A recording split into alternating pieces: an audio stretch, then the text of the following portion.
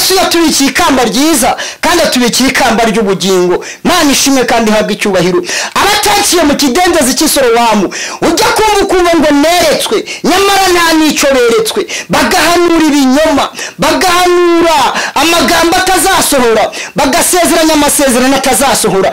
Ariko ndagira ngo mbabwire abantu bataciye mu kidendezi cy'Isorowamu bavanga Imana iravuze itavuze, abo ngabo inkoni y'Uwiteka irabaziye. Reka ngusuhuze kandi nkwifuriza ishyano ihirwe aho uherereye hose. Imana ikugire neza cyane kandi gukubire gatanu ku kandi mu byiri murakora byose, iguha umugisha, iguhe gutera imbere ewe bitameze neza kandi niwizera Imana kandi nabwo biribuze kugenda neza. Namwemereye yuko yongeye kunyambagezaho ibiganiro bitandukanye cyane cyane birimo ijambo ry'Imana risingiza rurema ndetse n'ibindi bigiye bitandukanye, n'amakuru agiye atandukanye ya entertainment ya gospel ndetse abayiriwe trendinga hirya no hino. Uyu munsi rero dufite umutumirwa ugiye kutugezaho ijambo ry'Imana, aho ndetse kandi turubuze gusobanukirwa ngo Imana ni iki, ese bimeze bite, ese bigenda bite kugira ngo umuntu akizwe. Nikaze kuri kamera za Gikundiro TV show. Murakoze cyane. Yesu ashimwe bakunzi ba Gikundiro TV show. Uyu ni umwanya n'undi tugiye kuganira ijambo ry'Imana. Munyemerere rero mbanze mbibwire amazina nitwa Niyonzima Jean. Umuvuga butumwa w'umuhamagaro. Imana ishimwe kandi habwe icyubahiro. Uyu munsi tugiye kuganira ijambo ry'Imana rero riboneka mu butumwa bwiza uko bwanditswe na Yohana, ibice byaho 9 turasoma duhereye ku murongo wa mbere tuze kugarukiza ku murongo w'9. Imana iduhana n'umugisha. Dusome mu izina rya Yesu ubutumwa bwiza uko bwanditswe na Yohana ibice 9 turasoma duhereye ku murongo wa mbere tugarukire ku murongo waho w'9. Hari amagambo agira ati: Yesu akiza uwavutse ari impumyi. Akigenda abona umuntu wavutse ari impumyi. Abigishwa baramubaza bati: Mwigisha, ninde wakoze icyaha, n'uyu cyangwa n'ababyeyi be ko tubona yavutse ari impumyi? 3. Yesu arabasubiza ati: Nta cyaha yakoze cyangwa ababyeyi be, ahubwo ni ukugira ngo imirimo y'Imana yerekanirwe muri we. 4.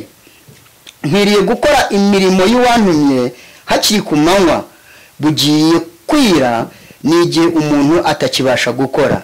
Nkiri mu isi ndi umucyo w'isi. 6. Amaze kuvuga atyo acira amacandwe hasi, ayatobesha kondo, akamusiga ku maso. Aramubwira ati: Genda wiyuhagire mu kidendezi cy'Isorowamu, hasobanurwa ngo yaratumwe. Nuko aragenda ariyuhagira, agaruka humutse. 8. Abaturanyi be n'abamubonaga kera aho rasabiriza barabazanya bati: Uyu si wa wundi wicaraga asabiriza?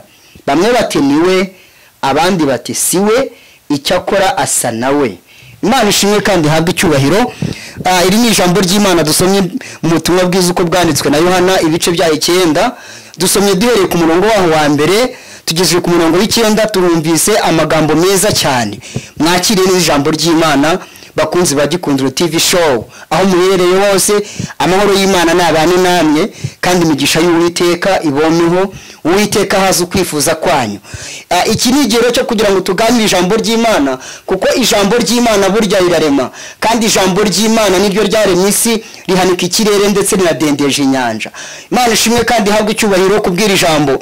Tumaze gusoma ijambo ry'Imana dusomye muri ubu butumwa bwiza uko bwanditswe na Yohana ibice 9 dusomye duhereye ku murongo wa mbere tugarukiye ku murongo w'9. Hatweretse amagambo meza cyane, ariko ku murongo w'9 aratubwira ngo bamwe bati siwe, abandi bati niwe, icyakora asa nawe. Niyo magambo tubonye ku murongo w'9. Imana ishimwe kandi habwe icyubahiro. Ahangaha Yesu yarari kumwe n'abigishwa be barimo batembera bagenda bisanzwe. Yesu n'abigishwa be iyo bagendaga babaga bajyanywe n'inkuru y'ubutumwa bwiza yo kwamamaza ubutumwa bwiza. Imana ishimwe kandi ihabwe icyubahiro. Ngo nuko ngo bakigenda ngo babona umuntu wavutse ari impumyi, none ngo abigishwa be ngo batangira kubazanya ibibazo bitandukanye. None ngo begera Yesu baramubaza bati: Mwigisha, ko tubona uriya muntu yavutse ari impumyi? Barabazanya ngo ati: Ese ni icyaha cye cyangwa ni icyaha kiwabo? Nuko Yesu arabegera arababwira ngo ntago ari icyaha kiwe, nta nubwo ari n'icyaha kiwabo, ahubwo ni ukugira ngo imirimo y'Imana yerekanirwe muri we. Imana ishimwe kandi ihabwe icyubahiro. Ndagira ngo wowe uri kumvira ijambo, ndagira ngo wowe ukurikiye Gikundiro TV show, iri jambo ry'Imana urizirike ku nkingi z'umutima wawe, nawe wemerere Yesu kugira ngo abashe kugukora ku maso yawe, abashe kuguhishurira kandi akwereke ibintu biri kwiyoberanya ku murimo w'Imana, abashe kukwereka ibintu biri kukwiyoberanyaho. Imana ishimwe kandi ihabwe icyubahiro. Ngo nuko Yesu ngo acira amacandwe hasi, maze atoba kondo agasiga ku maso y'uwari impumyi. Arangije aramubwira ngo jya mu kidendezi cy'Isorowamu, aho ngaho ugende wiyuhagire.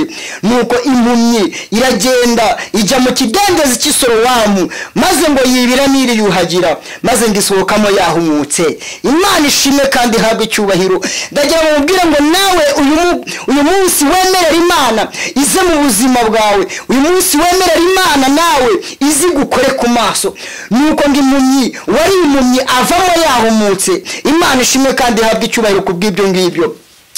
Noneho ngo hari abantu bari bamuzi atarahindurirwa amateka, hari abantu bari bamuzi atarahindurirwa izina, hari abantu bari bamuzi bari basanzwe bamubona yamasabiriza. Nuko ngo baratangira barabazanya bati mbese uriya muntu ko tubona yahumutse, ubundi yahumutse ryari?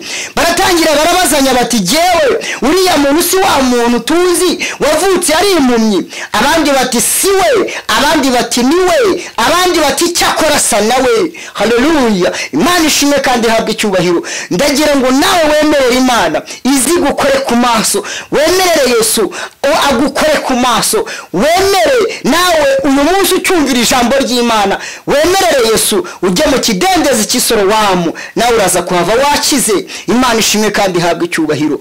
Ngo nuko wari impumyi atangira kureba neza cyane, batangira kumwiyoberanyaho, batangira kumuyoberwa, batangira batese uyu muntu twari tuzi ko yavutse ari impumyi yahumutse ryari? Ndagira ngo nawe niwemerera Imana mu buzima bwawe, ikaza mu buzima bwawe, ndagira ngo ubwira ngo ibibazo bigiye kuba byinshi, ariko ube witegura uburyo uzabisubiza. Cyambere bazakubaza ngo byaciye mu ryari, kuko bari bazi yuko wamusabiriza, abari bazi yuko uzapfa nta nicyo wigejejeho. Ndagira ngo ubwira ngo niwemerera Imana mu buzima bwawe, ukemera guca bugufi, ukemera kugendana nayo, ukemera kuyikorera umurimo.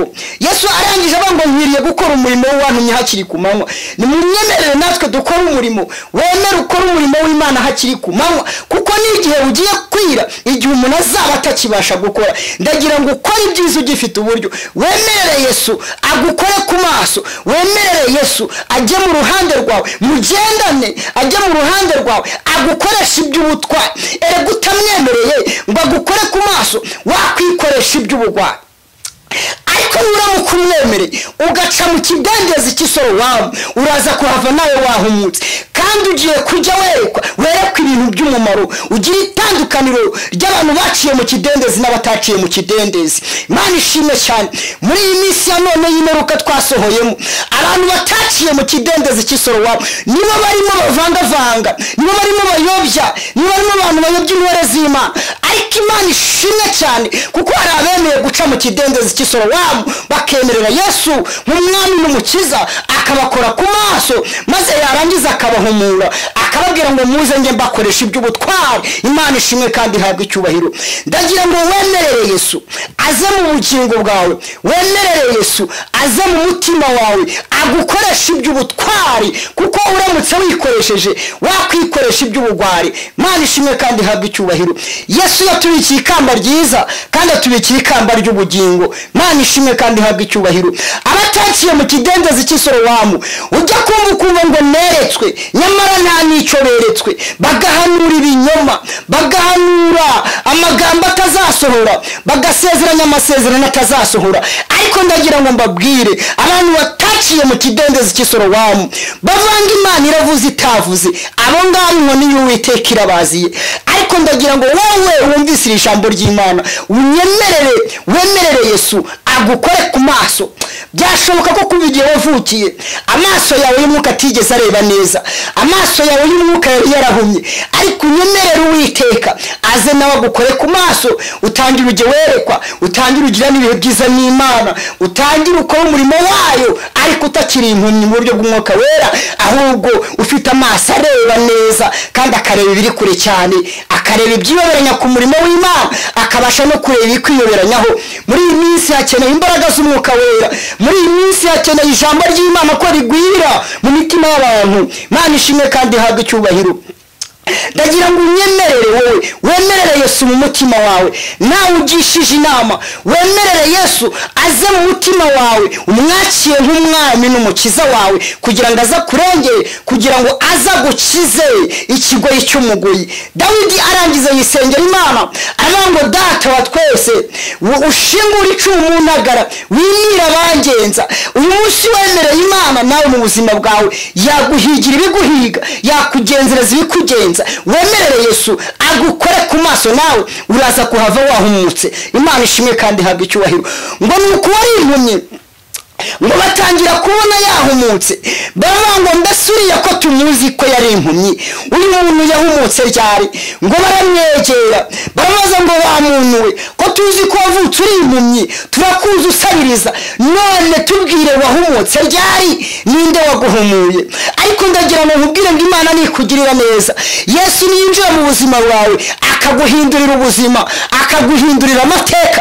Unyemerere nawe uzakubaza, uzamubwire ngo wa muntu witwa Yesu, uwo nguwo niwe wangiriye neza, uwo nguwo niwe wampinduriye amateka. Imana ishimwe kandi ihabwe icyubahiro. Nuko ngo wari impumyi arababwira ngo wa muntu witwa Yesu, uwo nguwo niwe wambwiye, uwo nguwo niwe waciriye amacandwe hasi ayatobesha kondo, arangije akansiga ku maso, arambwira ngo ninjye mu kidendezi cy'Isorowamu. Nuko ndagenda ndiyuhagira mu kidendezi cy'Isorowamu, mvamo nahumutse. Imana ishimwe kandi ihabwe icyubahiro. Impumyi irahamya iravuga ngo wa muntu witwa Yesu, uwo nguwo niwe wankoze ku maso, arambwira ngo ninjye mu kidendezi cy'Isorowamu. Nuko njyayo ndiyuhagira mvayo nahumutse. Ndagira ngo nawe wemerere Yesu ujye mu kidendezi cy'Isorowamu, nurangiza umwereke intege nke zawe, nurangiza umwereke ikibazo cyawe, umubwire ngo ninjye wa muntu w'insuzugurwa, ninjye wa muntu babona bagacumira ingoni. Urebe ko Yesu atakugirira neza, umwemerere gusa ujye mu kidendezi cy'Isorowamu, umwemerere ibidafite umumaro birambike hasi, ahubwo ukora ibyiza ugifite uburyo, kugira ngo Imana mugendane, kugira ngo Imana mukorane iby'ubutwari, igukoresha iby'ubutwari mu gihe nk'iki cyuhije kandi kigoye abagenzi. Imana ishimwe kandi ihabwe icyubahiro. Nuko ngo abafarisayo bamwe n'abayuda baramwegera baramubaza bati mbese tubwire ko wavutse uri impumyi byagenze bite? Maze arabwira ngo wa muntu witwa Yesu, uwo nguwo niwe watobye amacandwe hasi, maze atoba kondo akansiga ku maso arampumura. Nibabyumva neza ngo bakora iperereza ku babyeyi bavutse ari impumyi, baramubaza ngo uyu mwana wanyu ko yavutse ari impumyi, mwatubwira icyamuhumuye, mwatubwira umuntu wamuhumuye? Maze ngo ababyeyi be barangije basubiza bamubajije, baramubwira bati nguyu ni umuntu w'umugabo, nawe arivugira. Ngo baramwegera baramaze ati tubwire wahumuwe n'iki? Aravuga ngo kuva kare hose nababwiye icyamumuye, nababwiye ko wa muntu witwa Yesu, uwo nguwo niwe wampinduriye ubuzima, uwo niwe waciriye amacandwe hasi atoba kondo, arangije akansiga ku maso. Nuko arambwira ngo ninjye mu kidendezi cy'Isorowamu. Nuko njyayo ndiyuhagira, mu kuva iyo kidendezi cy'Isorowamu navuyeyo nahumutse. Imana ishimwe kandi ihabwe icyubahiro.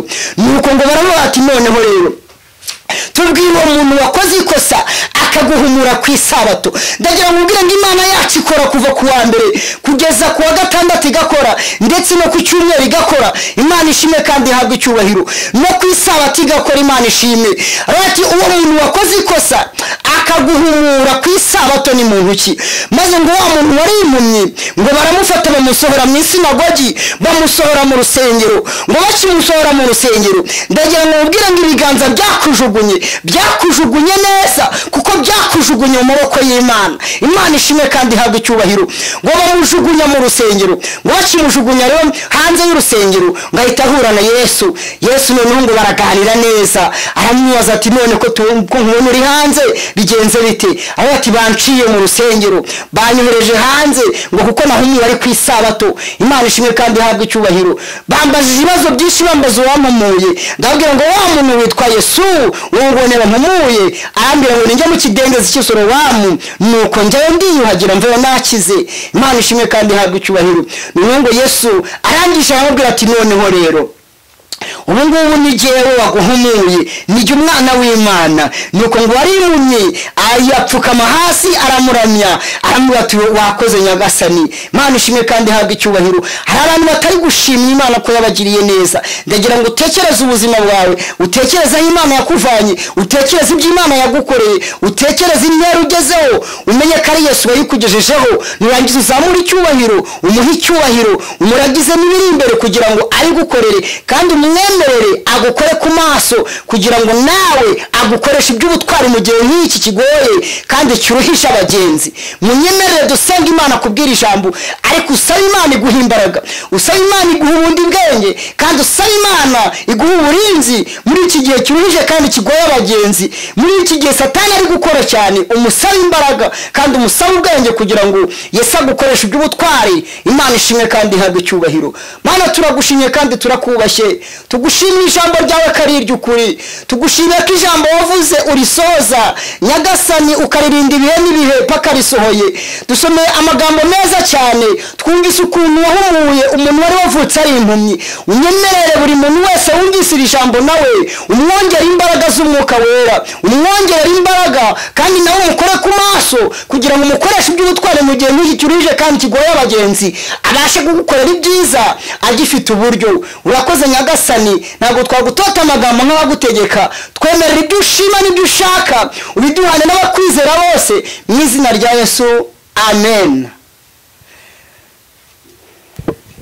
Murakoze cyane murakoze kutugezaho ijambo ry'Imana ndakeka yuko abakunzi ba Gikundiro TV show ndakeka yuko mwanyuzwe ni ngombwa rero gukurikirana iyi video yose maze ubundi ukumva uburyo agakiza ndetse wakira agakiza neza cyane ukaguma muri Yesu.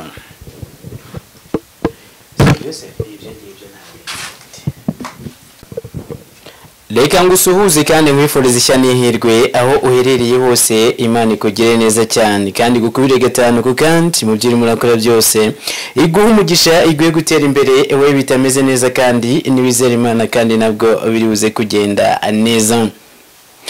Namwemereye yuko ngiye kunyambagezaho ibiganiro bitandukanye cyane cyane birimo ijambo ry'Imana risingiza rurema ndetse n'ibindi bigiye bitandukanye n'amakuru agiye atandukanye ya entertainment ya gospel ndetse abayiri trendinga hirya no hino. Uyu munsi rero dufite umutumirwa ugiye kutugezaho ijambo ry'Imana aho ndetse kandi turubuze gusobanukirwa ngo Imana ni iki ese bimeze bite ese bigenda bite kugira ngo umuntu akizwe. Nikaze kuri kamera za Gikundiro TV show. Murakoze cyane Yesu ashimwe abakunzi ba Gikundiro TV show uyu ni umwanya n'undi tugiye kuganira ijambo ry'Imana munyemerere rero mbanze mbibwire amazina nitwa Niyonzima Jean and umuvuga butumwa w'umuhamagaro Imana ishimwe kandi habwe icyubahiro.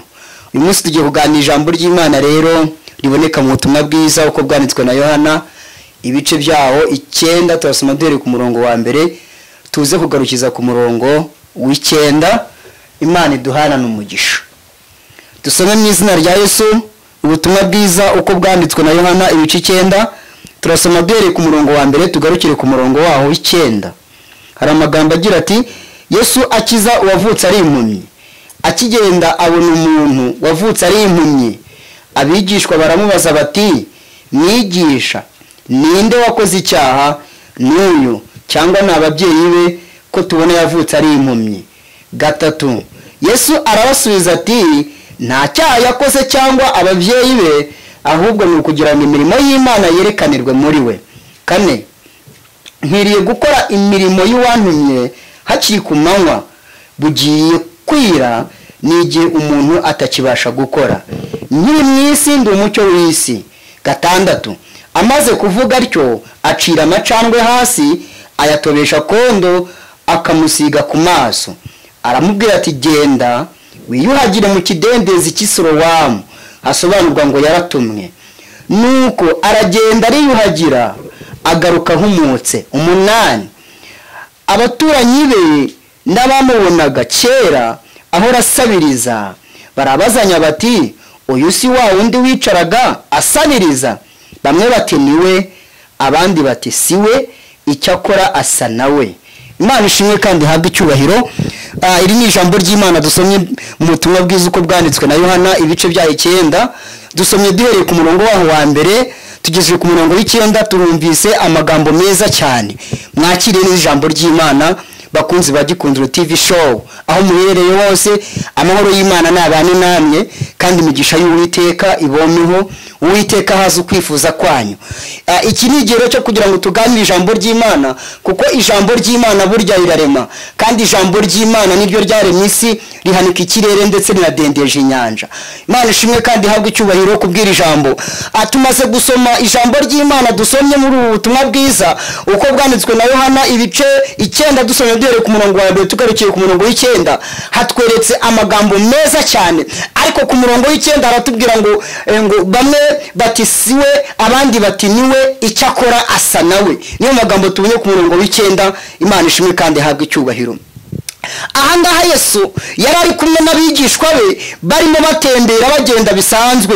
Yesu n'abigishwa be iyo bagendaga babaga bajyanywe n'inkuru y'ubutumwa bwiza yo kwamamaza ubutumwa bwiza. Imana ishimwe kandi ihabwe icyubahiro. Ngo nuko ngo bashigenda ngo babona umuntu wavutse ari impumyi, none ngo abigishwa be ngo batangira kubazanya ibibazo bitandukanye. None ngo begera Yesu baramubaza bati no mwigisha, ko tubona uriya muntu yavutse ari impumyi? Barabazanya ngo ati ese ni icyaha cye cyangwa ni icyaha kiwabo? Nuko Yesu arabegera arababwira ngo ntago ari icyaha kiwe, nta nubwo ari n'icyaha kiwabo, ahubwo ni ukugira ngo imirimo y'Imana yerekanirwe muri we. Imana ishimwe kandi habwe icyubahiro. Ndagira ngo wowe uri kumvira ijambo, ndagira ngo wowe ukurikiye Gikundiro TV show, iri jambo ry'Imana urizirike ku nkingi z'imitima wawe, nawe wemerere Yesu kugira ngo abashe kugukora ku maso yawe, abashe kuguhishurira kandi akwereke ibintu biri kwiyoberanya ku murimo w'Imana, abashe kukwereka ibintu biri kukuyoberanyaho. Imana ishimwe kandi habwe icyubahiro. Ngo nuko Yesu ngo acira amacandwe hasi, maze atoba kondo agasiga ku maso ye wari impumyi. Arangije aramubwira ngo jya mu kidendezi cy'Isorowamu, aho ngaho ugende wiyuhagire. Nuko impumyi iragenda ijya mu kidendezi cy'Isorowamu, maze ngo yibira n'iriyuhagira, maze ngisohokamo yahumutse. Imana ishimwe kandi habwe icyubahiro. Ndagira ngo mubwire ngo nawe uyu munsi wemerera Imana ize mu buzima bwawe, uyu munsi wemerera Imana nawe izi gukore ku maso. Nuko ngo impumyi wari impumyi avamo yahumutse. Imana ishimwe kandi habwe icyubahiro kubw'ibyo ngibyo. Noneho ngo hari abantu bari bamuzi atarahindurirwa amateka, hari abantu bari bamuzi atarahindurirwa izina, hari abantu bari bamuzi bari basanzwe bamubona yamasabiriza. Nuko ngo baratangira barabazanya bati mbese uriya muntu ko tubona yahumutse, ubundi yahumutse ryari? Baratangira barabazanya bati jewe uriya muntu si wa muntu tuzi wavutse ari impumyi? Abandi bati siwe, abandi bati niwe, abandi bati cyakora asa nawe. Haleluya. Imana ishimwe kandi habwe icyubahiro. Ndagira ngo nawe wemerere Imana izi gukore ku maso, wemerere Yesu agukore ku maso, wemere nawe uyu munsi ucyumvira ijambo ry'Imana, wemerere Yesu ujye mu kidendezi cy'Isorowamu, nawe uraza kuhava wakize. Imana ishimwe kandi habwe icyubahiro. Ngo nuko wari impumyi atangira kureba neza cyane, batangira kumwiyoberanyaho, batangira kumuyoberwa, batangira batese uyu muntu twari tuzi ko yavutse ari impumyi yahumutse ryari? Ndagira ngo nawe niwemerera Imana mu buzima bwawe ikaza mu buzima bwawe, ndagira ngo ubwira ngo ibibazo bigiye kuba byinshi, ariko ube witegura uburyo uzabisubiza. Cyambere bazakubaza ngo byaciyemo ryari, kuko bari bazi yuko wamusabiriza, abari bazi yuko uzapfa nta nicyo wigejejeho. Ndagira ngo ubwira ngo niwemerera Imana mu buzima bwawe, ukemera guca bugufi, ukemera kugendana nayo, ukemera kuyikorera umurimo. Yesu arangije avuga ngo nkwiriye ukwiriye gukora umurimo w'uwantumye hakiri ku manywa. Nimunyemerere natwe dukora umurimo, wemere ukora umurimo w'Imana hakiri ku manywa, kuko n'igihe ugiye kwira, igihe umuntu azaba atakibasha gukora. Ndagira ngo ukore ibyiza ugifite uburyo. Wemerere Yesu agukore ku maso, wemerere Yesu ajye mu ruhande rwawe, mugendane ajye mu ruhande rwawe, agukoresha iby'ubutwari. Erega utamwemereye ngo agukore ku maso, wakwikoresha iby'ubugwari. Ariko nuramuka umwemereye ugaca mu kidendezi cy'Isorowamu, uraza kuhava nawe wahumutse, kandi ugiye kujya werekwa ibintu by'umumaro. Ugira itandukaniro ry'abantu baciye mu kidendezi n'abataciye mu kidendezi. Imana ishimwe cyane. Muri iyi minsi ya none y'imperuka twasohoyemo, abantu bataciye mu kidendezi cy'Isorowamu nibo barimo bavangavanga, nibo barimo bayobya, nibo barimo abantu bayobya intore z'Imana. Ariko Imana ishimwe cyane, kuko hari abemeye guca mu kidendezi cy'Isorowamu bakemerera Yesu nk'umwami n'umukiza, akabakora ku maso, maze yarangiza akabahumura, akababwira ngo muze nge mbakoresha iby'ubutwari. Imana ishimwe kandi ihabwe icyubahiro. Ndagira ngo wemerere Yesu aze mu bugingo bwawe, wemerere Yesu aze mu mutima wawe, agukoresha iby'ubutwari, kuko uramutse wikoresheje wakwikoresha iby'ubugwari. Imana ishimwe kandi ihabwe icyubahiro. Yesu yatubikiye ikamba ryiza kandi atubikiye ikamba ry'ubugingo. Imana ishimwe kandi ihabwe icyubahiro. Abataciye mu kidendezi cy'Isorowamu ujya kumva ngo neretswe, nyamara nta n'icyo beretswe, bagahanura ibinyoma, bagahanura amagambo atazasohora, bagasezeranya amasezerano atazasohora. Ariko ndagira ngo mbabwire, abantu bataciye mu kidendezi cy'Isorowamu bavanga Imana iravuze itavuze, abo ngabo inkoni y'Uwiteka irabaziye. Ariko ndagira ngo wowe wumvise iri jambo ry'Imana, wemerere Yesu agukore ku maso. Byashoboka ko kuva igihe wavukiye amaso yawe y'umwuka atigeze areba neza, amaso yawe y'umwuka yari yarahumye, ariko unyemerere Uwiteka aze nawe agukore ku maso, utangire ujye werekwa, utangire ugira n'ibihe byiza n'Imana, utangire ukora umurimo wayo, ariko utakiri impumyi mu buryo bw'umwuka wera, ahubwo ufite amaso areba neza kandi akareba ibiri kure cyane, akareba ibyiyoberanya ku murimo w'Imana, akabasha no kureba ibikwiyoberanyaho. Muri iyi minsi hakeneye imbaraga z'umwuka wera, muri iyi minsi hakeneye ijambo ry'Imana ko rigwira mu mitima y'abantu. Imana ishimwe kandi ihabwe icyubahiro. Ndagira ngo unyemerere wowe, wemerere Yesu mu mutima wawe, nawe ugishije inama, wemerere Yesu aze mu mutima wawe, umwakire nk'umwami n'umukiza wawe, kugira ngo aza kurengere, kugira ngo aza gukize ikigoyi cy'umugoyi. Dawidi arangiza yisengera Imana, aravuga ngo data wa twese, ushingura icumu mu ntagara, wimira abangenza. Uyu munsi wemereye Imana nawe mu buzima bwawe yaguhigira ibiguhiga, yakugenzereza ibikugenza. Wemerere Yesu agukore ku maso, nawe uraza kuhava wahumutse. Imana ishimwe kandi ihabwe icyubahiro. Ngo nuko wari impumyi ngo batangira kubona yahumutse, baravuga ngo mbese uriya ko tumuzi ko yari impumyi, uyu muntu yahumutse ryari? Ngo baramwegera barabaza ngo wa muntu we, ko tuzi ko wavutse uri impumyi, turakuzi usabiriza, none tubwire wahumutse ryari, ninde waguhumuye? Ariko ndagira ngo nkubwire ngo Imana nikugirira neza. Yesu niyinjira mu buzima bwawe akaguhindurira ubuzima, akaguhindurira amateka. Unyemerere nawe uzakubaza, uzamubwire ngo wa muntu witwa Yesu, uwo nguwo niwe wangiriye neza, uwo nguwo niwe wampinduriye amateka. Imana ishimwe kandi ihabwe icyubahiro. Nuko ngo impumyi arababwira ngo wa muntu witwa Yesu, uwo nguwo niwe wambwiye, uwo nguwo niwe waciriye amacandwe hasi ayatobesha kondo, arangije akansiga ku maso, arambwira ngo ninjya mu kidendezi cy'Isorowamu. Nuko ndagenda ndiyuhagira mu kidendezi cy'Isorowamu, mvamo nahumutse. Imana ishimwe kandi ihabwe icyubahiro. Impumyi irahamya, iravuga ngo wa muntu witwa Yesu, uwo nguwo niwe wankoze ku maso, arambwira ngo ninjya mu kidendezi cy'Isorowamu. Nuko njyayo ndiyuhagira, mvayo nahumutse. Ndagira ngo nawe wemerere Yesu ujye mu kidendezi cy'Isorowamu, nurangiza umwereke intege nke zawe, nurangiza umwereke ikibazo cyawe, umubwire ngo ninjye wa muntu w'insuzugurwa, ninjye wa muntu wabona bagacunira ingoni, urebe ko Yesu atakugirira neza. Umwemerere gusa ujye mu kidendezi cy'Isorowamu, umwemerere ibidafite umumaro birambike hasi, ahubwo ukora ibyiza ugifite uburyo, kugira ngo Imana mugendane, kugira ngo Imana mukorane iby'ubutwari, igukoresha iby'ubutwari mu gihe nk'iki cyuhije kandi kigoye abagenzi. Imana ishimwe kandi ihabwe icyubahiro. Nuko ngo abafarisayo bamwe n'abayuda baramwegera, baramubaza bati mbese tubwire ko wavutse uri impumyi byagenze bite? Maze arabwira ngo wa muntu witwa Yesu, uwo nguwo niwe watobye amacandwe hasi, maze atoba kondo akansiga ku maso arampumura. Nibabyumva neza ngo bakora iperereza ku babyeyi b'uwavutse ari impumyi, baramubaza ngo uyu mwana wanyu ko yavutse ari impumyi, mwatubwira icyamuhumuye, mwatubwira umuntu wamuhumuye?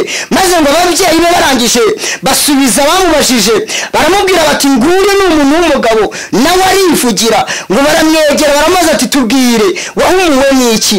Aravuga ngo kuva kare hose nababwiye icyamumuye, nababwiye ko wa muntu witwa Yesu, uwo nguwo niwe wampinduriye ubuzima, uwo niwe waciriye amacandwe hasi atoba kondo arangije akansiga ku maso, nuko arambwira ngo ninjye mu kidendezi cy'Isorowamu, nuko njyaho ndiyuhagira. Mu kuva iyo kidendezi cy'Isorowamu navuyeho nahumutse. Imana ishimwe kandi ihabwe icyubahiro.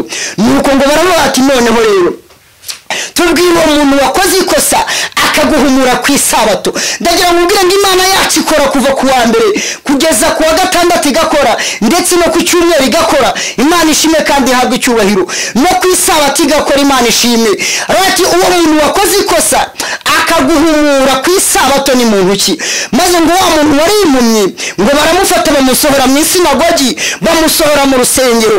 Ngo bakimusohora mu rusengero, ndagira ngo ubwire ngo ibiganza byakujugunye neza, kuko byakujugunye mu maboko y'Imana. Imana ishimwe kandi ihabwe icyubahiro.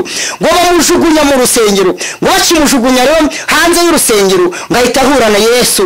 Yesu noneho ngo baraganira neza, aramubaza ati none ko nkubona uri hanze bigenze bite? Aho ati banciye mu rusengero, banyohereje hanze ngo kuko nahumye bari ku isabato. Imana ishimwe kandi ihabwe icyubahiro. Bambajije ibibazo byinshi, bambaza uwampumuye, ndabwira ngo wa muntu witwa Yesu uwo ngone bampumuye, arambwira ngo ninjye mu kidendezi cy'Isorowamu, nuko njyayo ndiyuhagira mvuye nakize. Imana ishimwe kandi ihabwe icyubahiro. Ngo Yesu arangije aramubwira ati noneho rero ubu ngubu ni jyewe waguhumuye, nijye umwana w'Imana. Nuko ngo wari impumyi ayapfukama hasi aramuramya, aramubwira ati wakoze Nyagasani. Imana ishimwe kandi ihabwe icyubahiro. Hari abantu batari gushimira Imana ko yabagiriye neza. Ndagira ngo utekereze ubuzima bwawe, utekereze aho Imana yakuvanye, utekereze ibyo Imana yagukoreye, utekereze intera ugezeho, umenye ko ari Yesu wayikugejejeho. Nurangiza uzamure icyubahiro, umuhe icyubahiro, umuragize n'ibiri imbere kugira ngo ari gukorere, kandi umwemerere agukore ku maso kugira ngo nawe agukoreshe iby'ubutwari mu gihe nk'iki kigoye kandi kiruhisha abagenzi. Munyemerere dusenga Imana kubwira ijambo, ariko usaba Imana iguha imbaraga, usaba Imana iguha ubundi bwenge, kandi usaba Imana iguha uburinzi muri iki gihe kiruhije kandi kigoye abagenzi. Muri iki gihe Satani ari gukora cyane, umusaba imbaraga kandi umusaba ubwenge kugira ngo Yesu agukoreshe iby'ubutwari. Imana ishimwe kandi ihabwe icyubahiro. Mana turagushimye kandi turakubashye, tugushimira ijambo ryawe kari iry'ukuri, tugushimira ko ijambo wavuze urisoza Nyagasani, ukaririnda ibihe n'ibihe paka risohoye. Dusomeye amagambo meza cyane, twumvise ukuntu wahumuye umuntu wari wavutse ari impumyi. Unyemerere buri muntu wese wumvise iri jambo nawe umwongere imbaraga z'Umwuka Wera, umwongere imbaraga kandi nawe umukore ku maso kugira ngo umukoreshe iby'ubutware mu gihe nk'iki kiruhije kandi kigoye abagenzi, abashe kugukorera ibyiza agifite uburyo. Urakoze Nyagasani, ntabwo twagutota amagambo nk'abagutegeka. Twemerera ibyo ushima n'ibyo ushaka, ubiduhane n'abakwizera bose mu izina rya Yesu, amen. Murakoze cyane, murakoze kutugezaho ijambo ry'Imana. Ndakeka yuko abakunzi ba Gikundiro TV show ndakeka yuko mwanyuzwe. Ni ngombwa rero gukurikirana iyi video yose, maze ubundi ukumva uburyo agakiza ndetse wakira agakiza neza cyane, ukaguma muri Yesu.